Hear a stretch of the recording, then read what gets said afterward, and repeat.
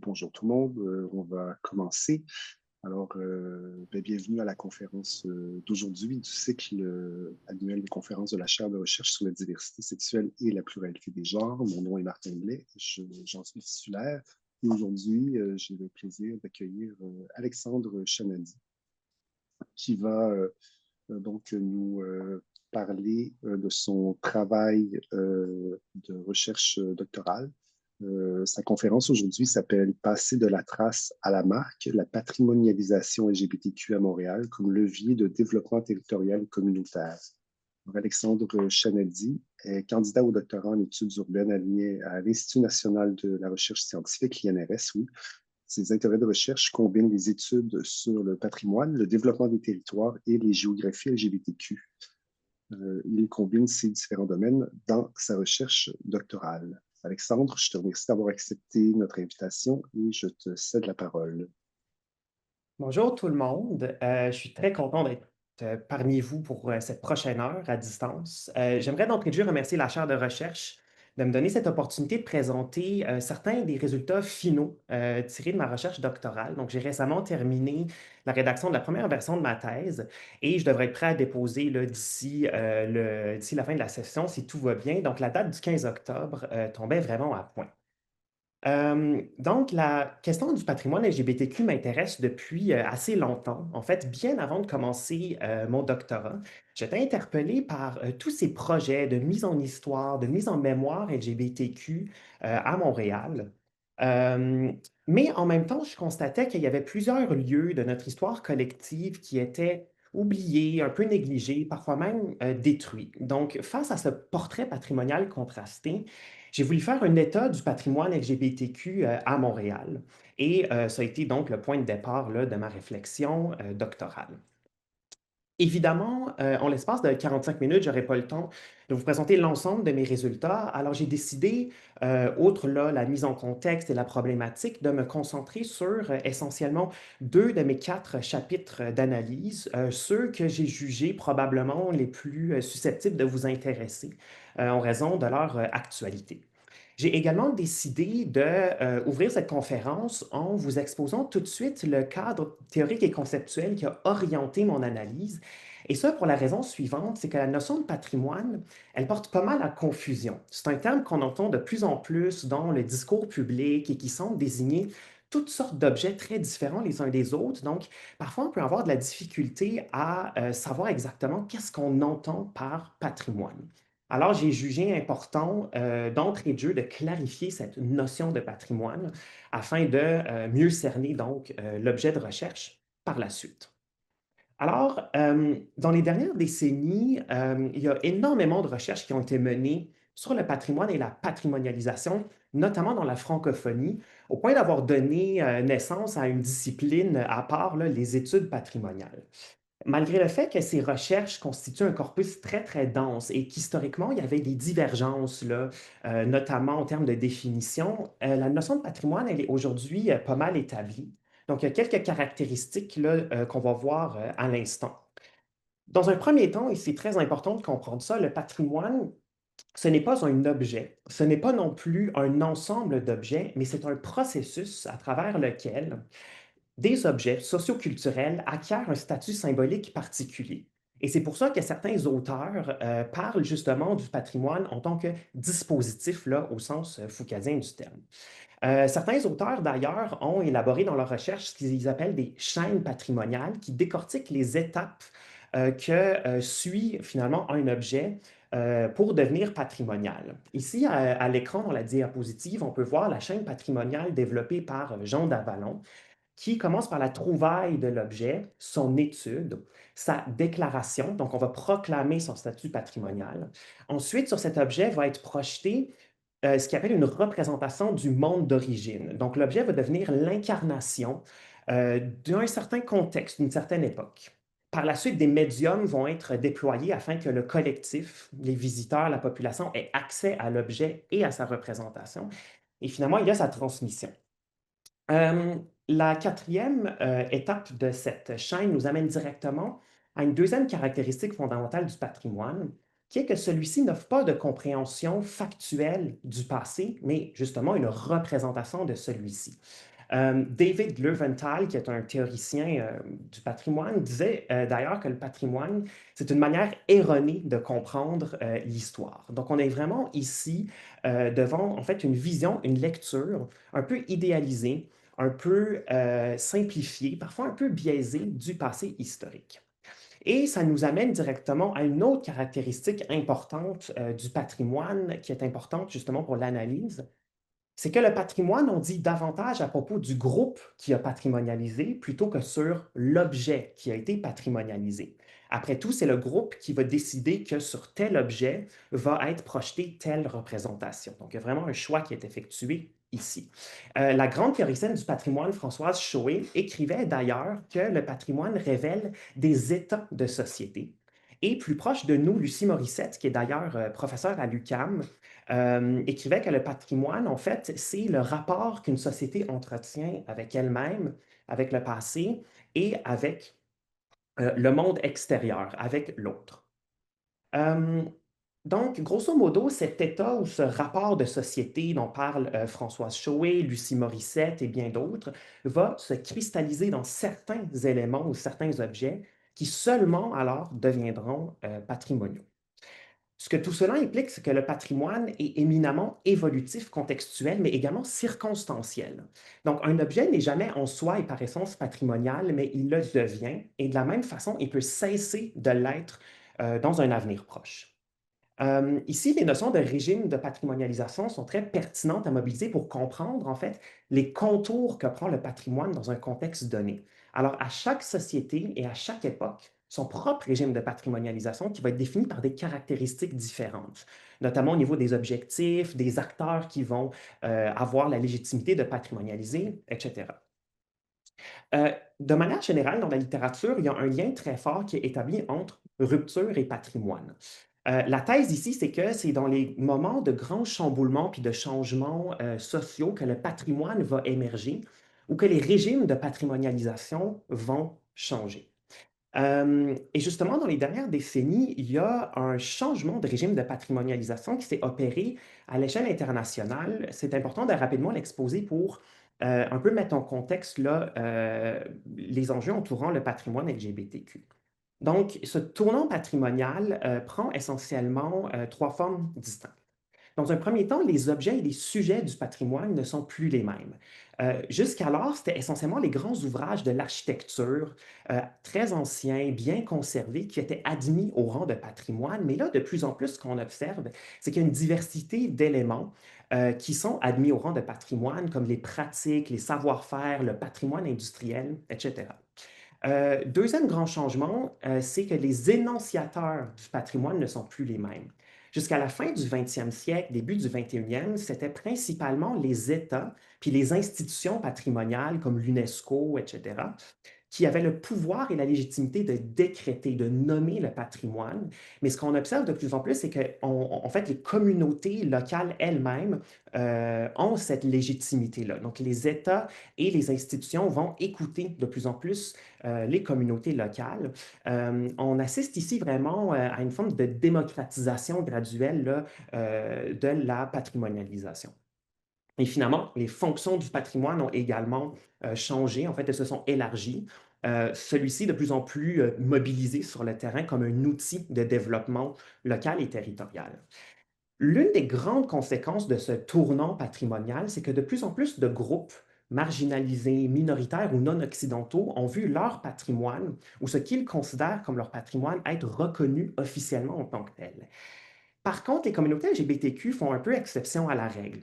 En fait, il n'y a aucun lieu LGBTQ qui est classé sur les registres de l'UNESCO ou sur les registres patrimoniaux du Canada, du Québec ou de finalement plusieurs pays européens.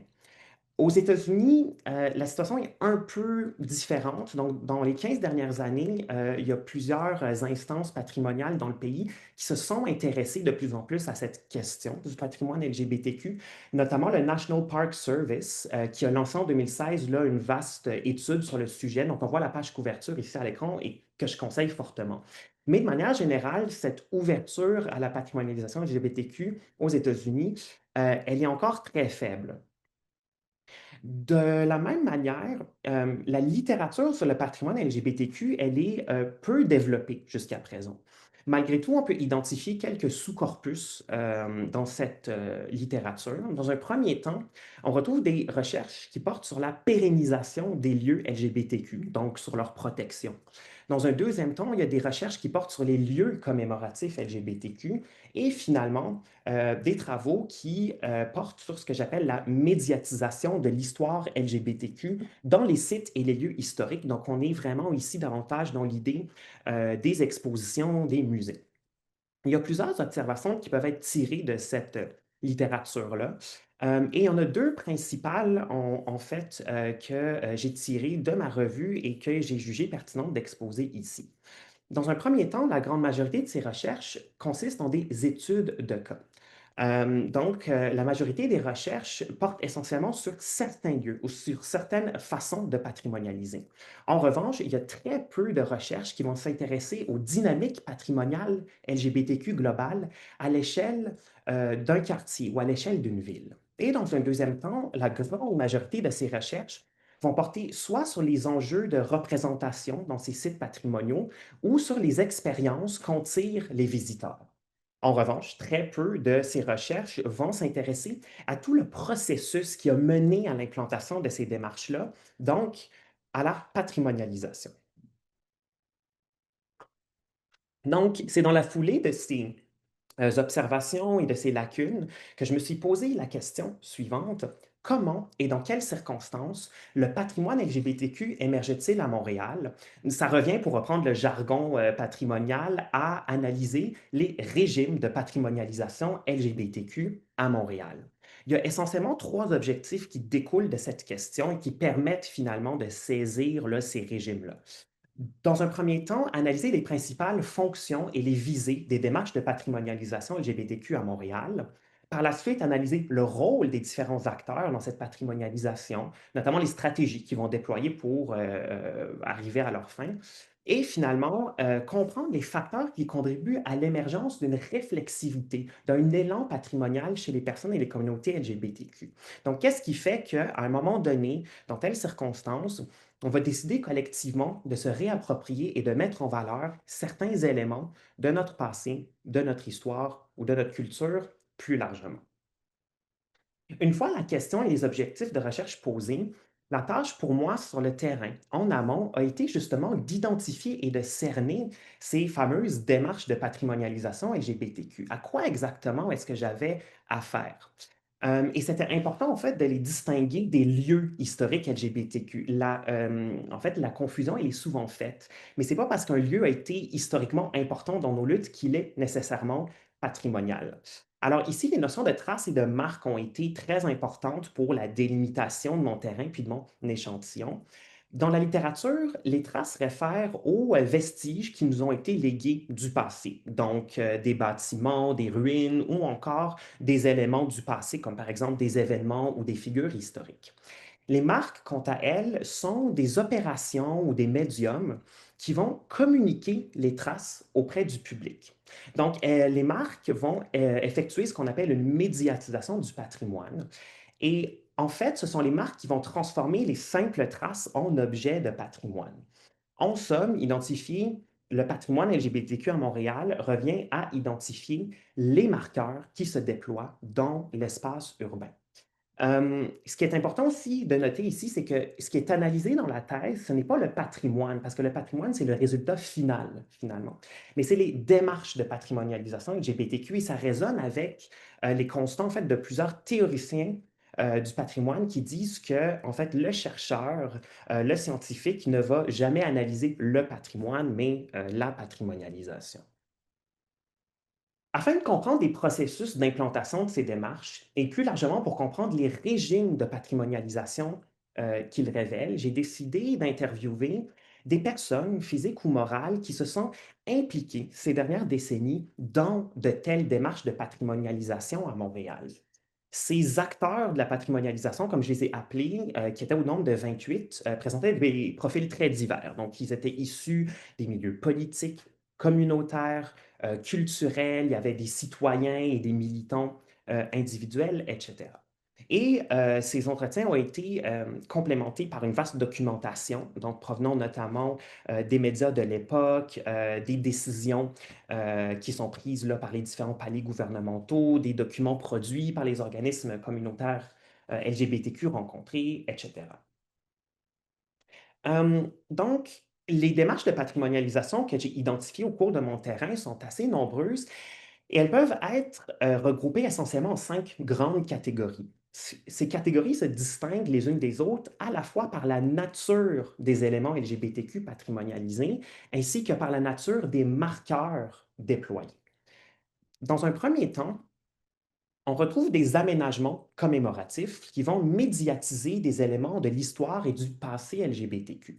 Il y a plusieurs marqueurs qui constituent ces aménagements, notamment des dénominations toponymiques officielles adoptées par la Ville de Montréal. Il y a également des panneaux informatifs qui sont installés devant la majorité de ces aménagements. Comme ici à l'écran, on peut voir le panneau du parc Raymond Blain qui porte le nom du premier homme politique ouvertement homosexuel du Canada et qui donc était conseiller municipal là, du secteur du village. Et finalement, il y a également des marqueurs symboliques qui sont déployés dans plusieurs de ces aménagements, comme des drapeaux arc-en-ciel ou encore le triangle rose inversé qui était utilisé à l'époque par le régime nazi pour identifier les hommes homosexuels. Deuxième catégorie de démarches, ce sont celles qui visent à pérenniser les traces matérielles LGBTQ. Donc, on est vraiment ici dans l'idée de la protection de nos bâtiments là, historiques. Dans les dernières décennies, il y a plusieurs démarches de réappropriation qui ont été conduites sur certains de ces édifices. Il y a également des opérations pour sauver certaines enseignes commerciales, comme celle du drugstore qu'on voit à l'écran, donc le dernier bar lesbien de Montréal avant sa fermeture en 2014, ou encore l'enseigne du club Sandwich. Et finalement, on noterait également que la firme Enclume a mené 2 évaluations patrimoniales de traces LGBTQ, une première en 2016 du complexe Bourbon et une autre en 2019 de l'enseigne du drugstore. Dans un troisième temps, on retrouve des opérations de mise en circuit d'éléments LGBTQ. Donc, on est vraiment ici dans l'idée des visites guidées. Dans le cas du parcours des lieux historiques d'ES LGBTQIA+, qui a été organisé en 2021 et en 2022, il y a en plus des visites, en fait, des panneaux historiques qui ont été installés devant les divers lieux du parcours, dont on voit une photo ici à l'écran. Et il y a également plusieurs médiums de déplacement qui ont été offerts. Donc, les visites pouvaient s'effectuer à pied, mais également en vélo et en autobus. Ensuite, on retrouve des marqueurs territoriaux du village qui, essentiellement, vont proclamer et visibiliser l'identité LGBTQ du territoire. On est dans cette idée, donc, de la réappropriation du territoire. Au-dessus de la station Baudry, par exemple, on retrouve l'œuvre Tube arc-en-ciel, aménagée en 1999. Il y a également de nombreux drapeaux arc-en-ciel qui se déploient sur l'ensemble du territoire. Et on notera également que 2 motions de reconnaissance du rôle historique du village ont été adoptées en 2019 par l'Assemblée nationale et en 2021 par la Ville de Montréal. Donc, on est vraiment ici dans des reconnaissances officielles par l'État qu'on dit régaliennes, là, donc la patrimonialisation par voie régalienne. Ce sont tous ici des cas de ce qu'on appelle une patrimonialisation du territoire, dans le sens où ces marqueurs vont médiatiser l'identité, le caractère LGBTQ du village. Et dans un cinquième temps, on retrouve des démarches qui vont viser à pérenniser les cultures et les identités LGBTQ du village. On n'est pas ici devant des cas de marqueurs visuels, esthétiques, matériels, mais plutôt devant des cadres qui vont orienter l'aménagement du territoire. Par exemple, les démarches de revitalisation territoriale menées ces dernières années, ou encore les balises de réglementation et d'aménagement du territoire qui vont donc mettre certaines règles en termes de hauteur, de densité, de volumétrie des nouvelles constructions afin de préserver l'intégrité du paysage bâti. Donc, malgré la grande diversité de toutes ces démarches-là, il y a quelques tendances assez fortes en termes de patrimonialisation LGBTQ qui ressortent. Dans un premier temps, Il y a très peu de cas de patrimonialisation régalienne, hein, donc octroyée officiellement par les États ou les institutions patrimoniales. Il y a quelques toponymes, mais sinon, c'est vraiment davantage des démarches là, grassroots, comme on dit. C'est un patrimoine également qui est en partie partagé. Donc, il y a beaucoup de démarches qui sont LGBTQ, mais pas seulement. On peut penser à la patrimonialisation du VIH-Sida, hein, dont nos communautés ne sont pas les seules à être concernées. Par la suite, on retrouve une étonnante concentration des démarches de patrimonialisation analysées dans l'actuel village, ce qui peut paraître un peu étonnant considérant qu'historiquement, les communautés LGBTQ ont occupé beaucoup d'autres secteurs dans la ville, notamment le plateau Mont-Royal pour les femmes lesbiennes ou encore l'actuel centre-ville là, qu'on appelle l'ancien village de l'Ouest. Et finalement, il y a une très grande concentration temporelle de ces démarches de patrimonialisation.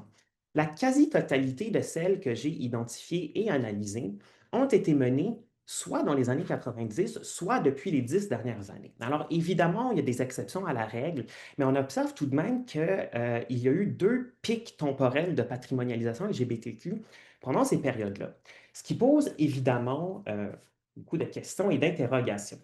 Mais ces tendances ne sont pas anodines, elles ne sont pas le fruit du hasard. Elles sont dues à un ensemble de facteurs et de circonstances spécifiques qui ont orienté la patrimonialisation LGBTQ. Donc, ce qu'on observe, c'est que les défis que traverse actuellement le village ont été identifiés tant dans la documentation que dans les entretiens conduits comme l'un des principaux facteurs de la patrimonialisation LGBTQ dans les 10 dernières années. Donc, on voit ici un peu certaines explications de ces concentrations temporelles et territoriales qui viennent d'être mentionnées. On a affaire ici à des ruptures génératrices de patrimoine, comme je l'ai mentionné plus en début de présentation, et qui sont ici de nature territoriale. La littérature existante, elle a révélé en fait de nombreux cas où la mise en patrimoine était mobilisée dans des territoires en déclin ou en crise, notamment démographique et économique. La logique ici, c'est que le patrimoine, en fait, permettrait d'inverser la tendance ou de trouver des solutions à ces ruptures en retissant des liens au territoire puis en reconstruisant là, une économie locale. Euh, donc, une telle fonction est remplie par le patrimoine LGBTQ dans le village depuis environ une décennie. Maintenant, quelles sont exactement ces ruptures territoriales? Eh bien, il y en a trois principales qui ont été identifiées dans les entretiens menés. Bien sûr, il y en a d'autres, mais c'est vraiment celles-ci qui ont émergé au fil de la recherche. D'une part, il y a un désengagement croissant des communautés LGBTQ vis-à-vis le village pour toutes sortes de raisons que je n'aurai pas le temps d'exposer ici en profondeur. Par la suite, il y a des grands projets de réaménagement urbain qui, finalement, changent complètement la trame démographique, culturelle, bâtie du quartier. Et c'est notamment le cas au sud du village, autour de l'ancienne maison Radio-Canada, et à l'est du quartier, autour du pont Jacques-Cartier. Alors, il y a vraiment cette crainte sur le terrain qu'il y ait une espèce de noyade de l'ancien village par ce nouveau quartier qui émerge. Et finalement, il y a une crise urbaine généralisée qui est marquée par notamment la précarité sociale, la hausse de l'itinérance, etc. Euh, donc, au patrimoine LGBTQ est associé ce qu'on appelle une valeur de développement dans la littérature, c'est-à-dire le potentiel du patrimoine de générer des retombées sur l'environnement immédiat. Il y a d'autres notions qui sont proches en sens là, dans la littérature, notamment la notion d'externalité. Euh, donc, une grande part de ces retombées-là sont de nature économique. La logique est la suivante. Le patrimoine, la mise en patrimoine amène des gens dans le quartier, donc de l'activité, donc la fréquentation accrue des commerces et donc une renaissance de l'activité commerciale, économique, entrepreneuriale, etc. Il y a de nombreux exemples de démarches de patrimonialisation là, ces 10 dernières années qui ont été en partie orientées en fonction de ces retombées espérées. On peut penser au parcours des lieux historiques de SLGBTQIA+, qui justement a été financé en vertu d'un programme de revitalisation du centre-ville suite à la pandémie de COVID-19. Alors, la Ville de Montréal avait déployé des enveloppes afin de ramener des gens dans le centre-ville par le biais de la culture et du patrimoine.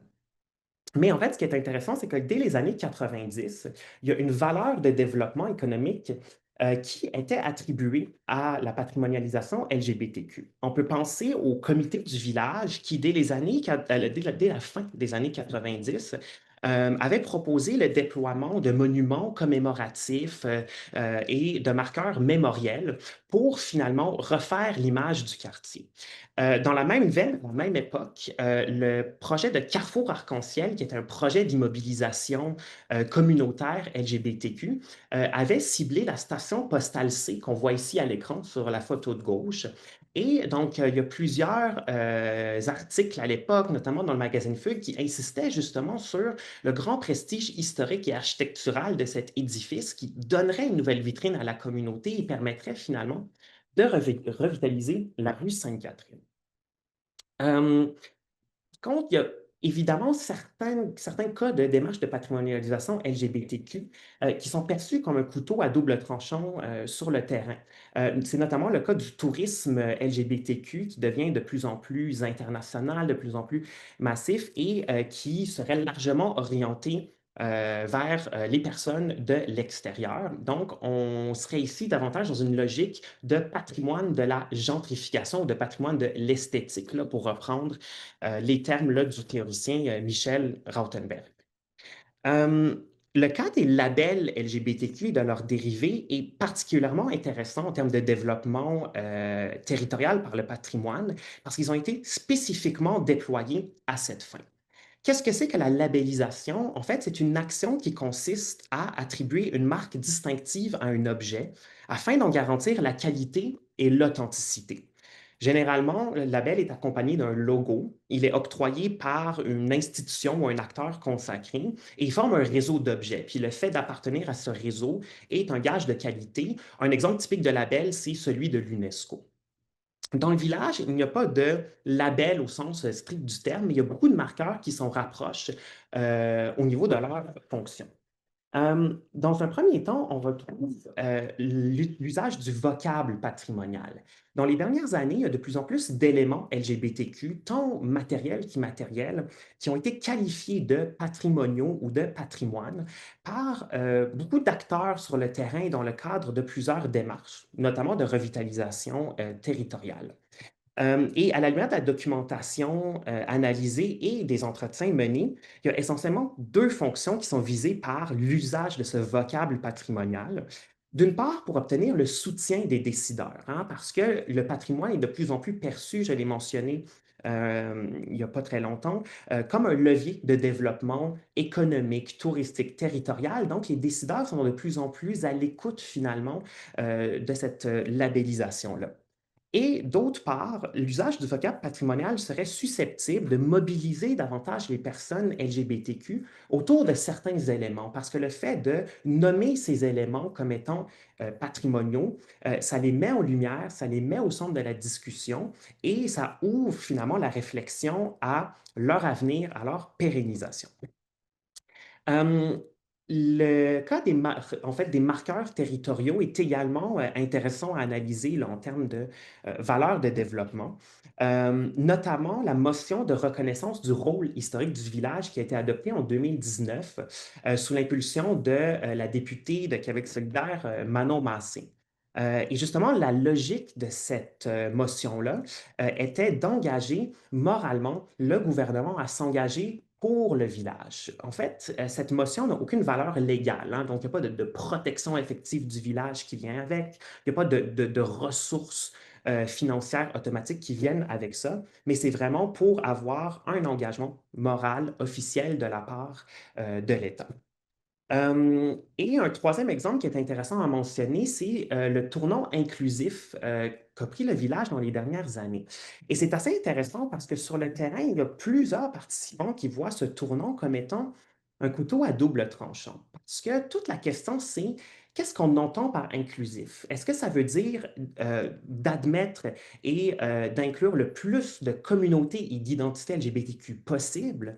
Ou bien, au contraire, inclusif signifie d'aseptiser, de neutraliser les différences pour que tout le monde se sente le bienvenu et que personne ne se sente choqué, notamment les jeunes familles avec des enfants qui viennent s'installer dans le quartier ou encore les personnes non LGBTQ.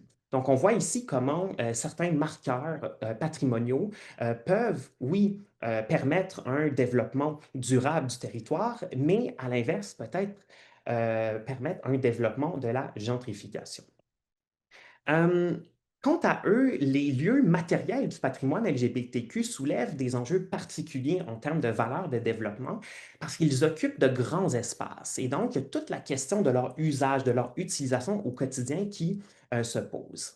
Et autant en ce qui a trait aux édifices historiques du village que des places commémoratives LGBTQ, en fait, leur aménagement est pensé en fonction des besoins du village. Alors oui, on veut les protéger, oui, leur valeur historique et de remémoration est importante, mais on veut s'assurer qu'ils puissent contribuer à la pérennisation du quartier. Et c'est pour ça notamment qu'il n'y a absolument personne dans les entretiens que j'ai menés qui ont mentionné l'idée de classer certains de ces édifices au registre du patrimoine.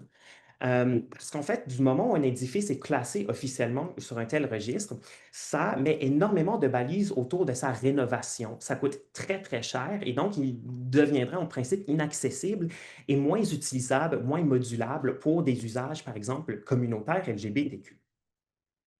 Évidemment, il y a beaucoup d'autres facteurs de patrimonialisation LGBTQ que j'ai identifiés dans ma thèse et que je n'aurai pas le temps là, de vous exposer ici, notamment les traumas vécus puis les luttes menées par les communautés LGBTQ dans les années 1990, qui ont galvanisé finalement un élan de mise en mémoire. D'ailleurs, l'institutionnalisation du mouvement LGBTQ pendant les années 90 a été identifiée comme étant un facteur très important puisque ça prend en fait toute une infrastructure communautaire militante pour construire la mémoire de certains éléments et la transmettre. Il y a le soutien politique également de certains acteurs locaux, certains députés qui s'est avéré crucial pour la réalisation de certains lieux. On peut penser à l'aménagement du Parc de l'Espoir ou encore à l'aménagement de la fresque en l'honneur de Ron Farah.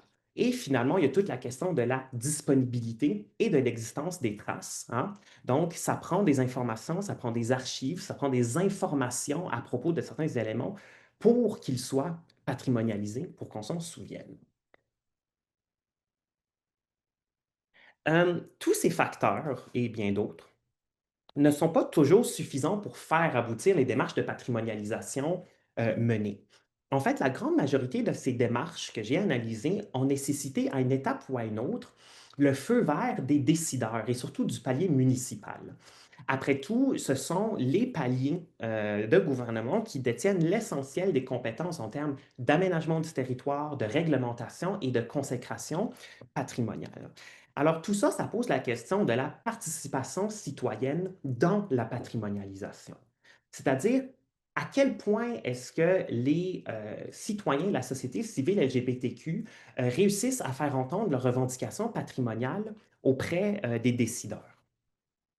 La participation citoyenne s'effectue généralement par le biais de ce qu'on appelle des dispositifs participatifs, c'est-à-dire des canaux ou des plateformes à travers lesquels les citoyens peuvent s'exprimer sur des projets urbains.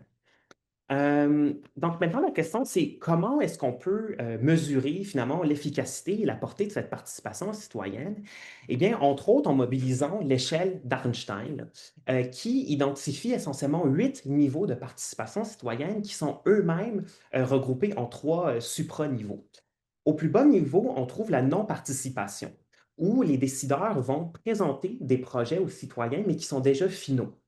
Dans un deuxième temps, on retrouve ce qu'on appelle la coopération symbolique, où les décideurs vont demander leur opinion à la population, à la société civile, mais sans nécessairement intégrer les commentaires reçus. Et finalement, il y a le niveau du pouvoir effectif citoyen.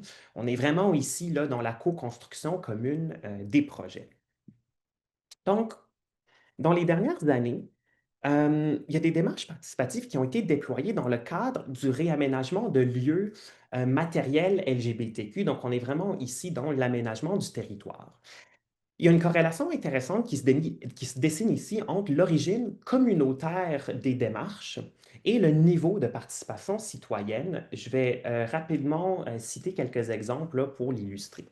D'abord, le complexe Bourbon, en 2017, a fait l'objet d'une consultation de l'Office de consultation publique de Montréal en vue de sa destruction.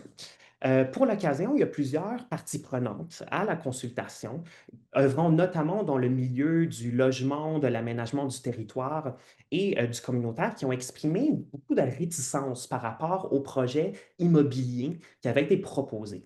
La Ville de Montréal avait dit qu'elle donnerait suite finalement à ces commentaires et qu'elle amenderait les projets immobiliers en conséquence, mais ça n'a pas été le cas. Et sur le terrain, il y a plusieurs participants qui ont qualifié en fait cette consultation publique de poudre aux yeux, finalement. Alors, on est vraiment ici dans un cas de coopération symbolique où on a convié la société civile à s'exprimer, mais sans nécessairement intégrer ces commentaires. Dans le cas du lieu hommage LGBTQI2+, qui devrait bientôt voir le jour là, sur l'actuelle place du village, on est dans un scénario complètement différent. Dans ce cas-ci, c'est vraiment un projet qui mobilise toutes sortes d'acteurs issus de milieux différents depuis plusieurs années. On est dans un cas de participation citoyenne effective. Ce qui est particulier ici, c'est qu'alors que le Bourbon était une initiative qu'on dit top-down, donc menée par les décideurs, par le palier municipal, le lieu hommage est une démarche qui a émané directement des communautés LGBTQ. En fait, c'est les fondations Émergence, Jasmin Roy puis Sophie Desmarais qui avaient lancé cette initiative. Et il y a ce même constat pour les démarches de revitalisation territoriale que j'ai mentionnées précédemment. Donc, celles qui ont été menées, dirigées par la Ville de Montréal, notamment le projet particulier d'urbanisme des faubourgs et le Forum du village à l'automne 2022, octroyaient très peu de place à la question de l'identité et du patrimoine LGBTQ. Et ça, c'est une observation qu'on constate tant dans la documentation déposée que dans les entretiens que j'ai menés avec mes participants. À l'inverse, les démarches de revitalisation qui ont été menées par et pour les communautés LGBTQ ont octroyé davantage de place à ces thématiques-là. On peut penser à l'ethnographie du village qui a été réalisée par la firme Humain Humain en partenariat avec d'autres organismes, notamment la SDC du village, et qui a réservé un chapitre complet à la question du patrimoine LGBTQ du village. Le cas des évaluations régaliennes est un peu différent, là. Les évaluations régaliennes sont conduites par les instances patrimoniales consacrées, comme par exemple le Comité de toponymie de Montréal, suivant un processus normé, hein. Donc, il y a des critères d'évaluation très stricts qui sont appliqués aux candidatures qui sont reçues. Les évaluations toponymiques LGBTQ sont particulièrement intéressantes parce qu'elles révèlent ce qui est nommé dans la littérature un discours autorisé sur le patrimoine, c'est-à-dire la conception dominante du patrimoine qui est portée par un État ou par une société. Et toutes les évaluations toponymiques LGBTQ que j'ai analysées ont été refusées en fait par les instances décisionnelles. Dans un premier temps, en 2006, il y a une demande qui visait à renommer la station Baudry à Baudry Village, demande refusée parce que village est un nom commun. Plus récemment, en 2021, il y a une demande qui a été déposée pour nommer une place en l'honneur de Joe Rose, donc un jeune homme homosexuel assassiné à la station Frontenac en 1989. Demande refusée parce que dans la réglementation toponymique, il est contre-indiqué de nommer un lieu d'après une personne qui a connu une mort violente. Et finalement, au début des années 90, la tentative initiale de nommer le parc de l'Espoir, en fait, de l'inscrire dans la toponymie montréalaise, avait été refusée parce qu'il est contre-indiqué de nommer un lieu d'après le nom d'une maladie. Ce qui est intéressant, c'est que cette décision elle a été renversée 2 ans plus tard spécifiquement en raison de la grande mobilisation collective qu'il y a eu autour finalement du parc de l'Espoir. Et cette raison, elle a été explicitement nommée là, dans cette seconde décision. Donc, on voit ici certains facteurs, ici la mobilisation collective, qui sont susceptibles parfois de faire basculer ou d'amender certains critères dominants du canon patrimonial. Sur le terrain, il y a plusieurs participants qui ont émis cette impression selon laquelle de tels critères sont susceptibles de désavantager les candidatures LGBTQ parce que nos communautés ont été marquées par une histoire particulière, une histoire difficile.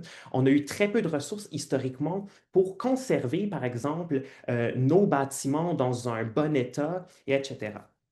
Ce qui est intéressant ici, c'est que les évaluations patrimoniales qui ont été menées par la firme Enclume se sont montrées un peu plus flexibles sur l'application de ces critères du canon patrimonial.